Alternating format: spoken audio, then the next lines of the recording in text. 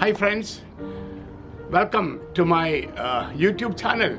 You can make a difference. Today I'm going to share with you one of the best stories that the world has seen or read or heard. The story is called The Prodigal Son. It's a beautiful story that Jesus tells us in the gospel. Jesus tells of a son. Actually, he was the youngest of the two. He one day came to his dad, his father, and demanded, so to say, of his portion, of his wealth that should come to him after his father's death. So the son said, "Dad, give it to me now, before you die, so that I can spend all that comes to me and I will enjoy my life." And the father generously gave his son whatever belonged to him. And with all that he got from his dad, the son went to a faraway country, and there he squandered all his money. He did not live a good life. He probably lived a sinful life, but he did not have steady income. He only had what he was given, and of course, naturally, what he was having, what he had once was over or spent, and now he had no more money. He did not know how to get or where to get the food from, and so he ended up looking after swine, pigs. Now you must remember the story. The story of this boy is this: that he was a Jewish boy. A Jew will never do anything to look after the swine. That's totally against the tradition, against the practice. But this boy, this young man, ended up looking after swine, only to show how desperate he was. While looking after the pigs and eating the food that the pigs were given, and even that he had to struggle to get the food, he realized how much his father had, or how generous his father was, how loving his father was.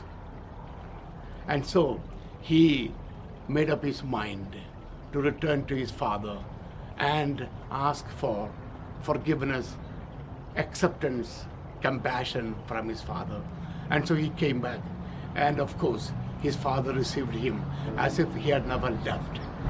He even organized for a big celebration, a big reception for the son, because the father said, "My son was dead, he is now alive."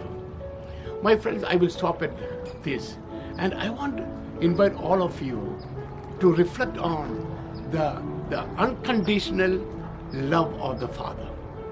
Actually, this is all about the mercy of the father. And I want all of you to remember, this is the mercy, this is the compassion, this is the love with which our Heavenly Father, our Creator, loves all of us, accepts all of us, unconditionally and totally. We are human beings. We do wrong things. We make wrong choices in our life. But we sometimes think that I am beyond my Father's forgiveness. I am beyond my Father's mercy.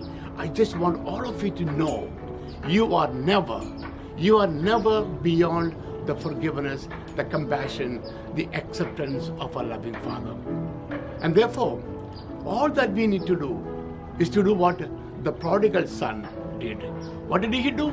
He decided to come back, come what may. And all that he said was, "Father, forgive me." And everything changed suddenly. Everything changes so suddenly, so drastically for the son. And the father embraced him, welcomed him back. And that is the way, remember, my dear friends, how our Father will accept us, how our Father will receive us. And I would like to now invite all of you to look at the poem that I composed, The Prodigal Son. As I have always told you, as I have always insisted, look at the words of the poem, all the lines of the poem, the words that speak to you are those words that will have some meaning. And so read carefully the words of my poem, The Prodigal Son, and see how these words can touch your heart, touch your life, how these words can invite you to a closeness of life with Jesus, with God. I hope these words will encourage you to bring about a conversion and to begin a new beginning. Thank you and God bless.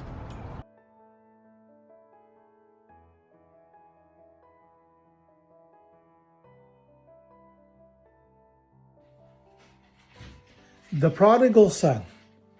There's a prodigal son or daughter in all of us who is a fighter and rebel against parents' wisdom and shatter our future at random. We are all God's prodigal children as we leave him so very often. With our repeated fails into sin, we cause him indescribable pain. We scorn God's friendship when we ignore, and in our hearts selfishness we store. Worldly treasures will never last, beyond our death, and they will be lost. When we choose to follow our own will, at the expense of God's plan and will, and we make choices keeping human standard, we're distancing from heavenly reward. Unless we learn to become humble, we make our hearts God's worthy temple. Until we recognize his mercy, returning to him is not easy. God's forgiveness is unconditional. His love for us is very personal. He lovingly waits for our return. A humble heart he will never spurn.